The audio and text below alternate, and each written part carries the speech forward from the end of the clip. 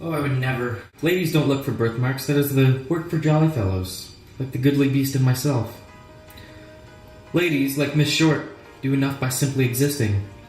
They exude beauty, and that is enough. I am not exuding anything. I beg to differ. You're exuding right now. A wonderful aura. It's pastel blue with little dolphins. So, yes, Artemis Fowl has lost his mind. You might want to know where I'm sitting. I made a video about where I'm sitting, but then I realized it was rubbish, so I didn't upload it. I am in... basically, there's a large hole in my wall. And that hole was full of books, and I thought, I'm doing a Book of the Week special, that seems like a pretty good place to do it. So that out of the way. We're almost finished, Eoin Colfer! I'm not sure whether to be happy or sad about this. Book 1, part of which you have already seen, is Artemis Fowl, the Atlantis Complex. Artemis Fowl has lost his mind just when the world needs him most. In this book, Artemis has a plan to stop global warming. Not too long ago, global warming was cancelled, but it's still a good book. Artemis has a plan to end global warming, and he's called together Holly Foley and one of the leaders of the fairy realm. Her name is Vinyaya, and he's called them to discuss his plan, because they can put it into action. And they're like, yes, this is a good idea, but he's lost his mind, you'll remember. So Holly and Foley are noticing this, and they're just sort of like, something is really, really wrong here. And basically they give him a diagnostic, Atlantis Complex, which is the name of this book. So then a UFO lands. They're in like Finland or something, it's freezing there. This is a figment of my imagination and I must conquer it, so he goes to like stand underneath it as it's landing. He's going to get squished. He's just insane, so obviously he doesn't think he's going to get squished. He just thinks, this isn't real, I'll be fine. And Holly shoots him, he falls over, the spaceship lands and doesn't kill him. You know, drag him out, get to like this space pod thing. I don't really know how they found that, but they spend quite a bit of time in it. And he wakes up, completely different person. It's like pastel blue and dolphins. She has unleashed his different personality, who is openly in love with her. Such a good book for the shippers. Oh man. I'd like to read you some of the things that he says to her. Artemis, she said, half expecting a typical snappy retort as in, of course I'm Artemis, who are you expecting? But instead he simply said, hello.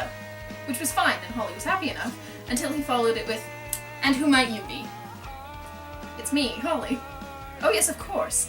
Artemis thinks about you all the time. It's embarrassing that I didn't notice you, first time up close. Artemis thinks about me, but you don't? Oh yes, I do constantly, and may I say, you look even more bewitching in the flesh. That's nice.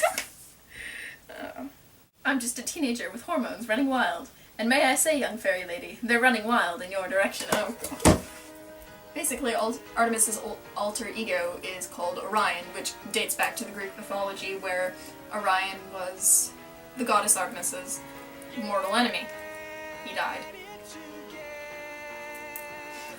Another important thing you need to know about this book is Root's brother is back. He's been in prison in Atlantis for years, and he's come to find his wife has aged, because that's what humans do. He has a human wife. Humans get older. That's how it works. And, you know, he's obsessed with restoring her youth and living out the rest of his days with her. Which is nice, but, you know, he's about to kill millions of people in the process, so that's less nice. And anyway, they need Artemis to stop him. Artemis is insane. Problems. And at the end of the book, you know, He's fine, because that's how it works. And Artemis has to, go in therapy. And book 8, the last one, he's fine. He's fine again. Back to his old self, and that's good. But guess who's also back to her old self? Opal Kaboy. Every even-numbered book, every other book, Opal is there, messing stuff up.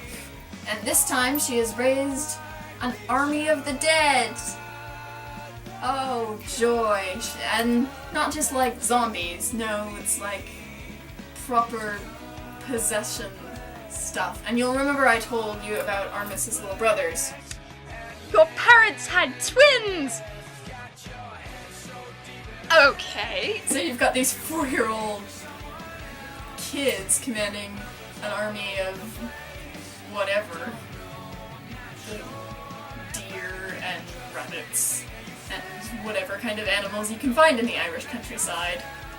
And this book is the last one, which means it is so chock full of spoilers and pain. In the TV series Once Upon a Time, people with magic can just stick their hands into your chest and rip out your heart.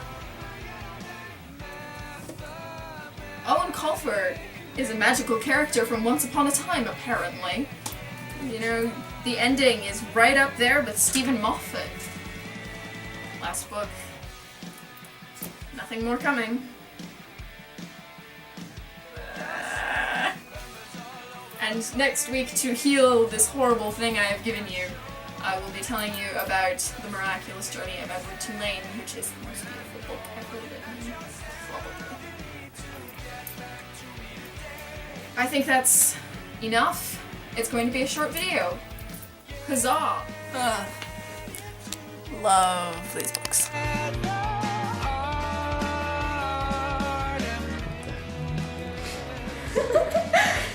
Try being happier. Okay. You're just a total knob. I said meself. You did say myself, which is fine since you're Irish. No. Irish, myself, and the good ladies. No. Alright. I may descend from Irish, but I don't speak Irish. Yeah. Irishly. Irishly. Whatever you call it. Gaelic. No, I don't imagine you do speak Gaelic. I don't speak Gaelic. Who speaks Gaelic in this room? Raise I your- do. You speak Gaelic. I read it. I read it. I can. 10 life points for Okay. you. Life points, yes. Very good. Is it still going? Yeah.